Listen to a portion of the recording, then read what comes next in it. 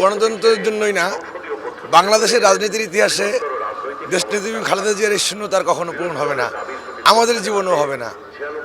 দীর্ঘ রাজনৈতিক জীবনের নেত্রীর গাড়ির পিছনে হাজার হাজার কিলোমিটার ছুটে চলা, সকাল হলে নেত্রীর কোর্ট, নেত্রী পার্টি অফিসে আসবে, এই সময়গুলো আমাদের জীবনে আসবে না।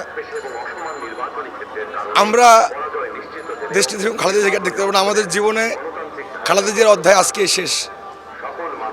খালেদা জিয়া দেশে মানুষের রাজনীতির ইতিহাসে শত বছর, হাজার বছর বেঁচে থাকবে ইনশাল্লাহ, আমরা থাকি আর না থাকি। আপসীর নেত্রী দেশ নেত্রী বেগম খালেদা জিয়া আমাদের মা, গণতন্ত্রের মা। তাকে শ্রদ্ধা জানানোর জন্য, তাকে শেষ বিদায় জানানোর জন্য আমি মেহেন্দিগঞ্জ থেকে এসেছি এবং মেহেন্দিগঞ্জ থেকে হাজারো জনগণ এসেছে তাকে শেষ শ্রদ্ধা জানানোর জন্য।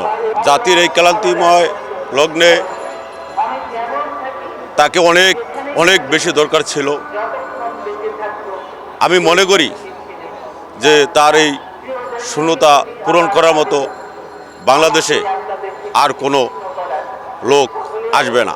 ইনশাআল্লাহ তারেক রহমানের হাত ধরে খালেদা জিয়ার এই শূন্যতা পূরণ করে নেবে। খালেদা জিয়ার বিদায়ে বাংলাদেশ যে অপূরণীয় ক্ষতি হয়েছে, আগামী 100 বছরে এই ক্ষতিপূরণ হবে কিনা জানি না। দেশনেত্রী বেগম খালেদা জিয়া জীবন দিয়ে প্রমাণ করে গেছেন উনি দেশকে কত ভালোবাসতেন, দেশের মানুষকে কত ভালোবাসবেন।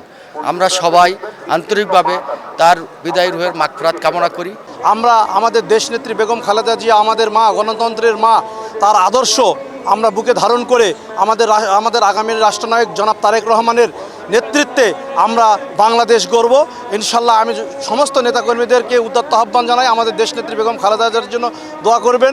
আল্লাহ যেন ওনাকে সর্বোচ্চ মর্যাদা দান করে এবং আমরা খালেদা জিয়ার দেখানো পথে যেন তারেক রহমানের নেতৃত্বে যেন আমরা আগামীর বাংলাদেশ যেন গড়তে পারি।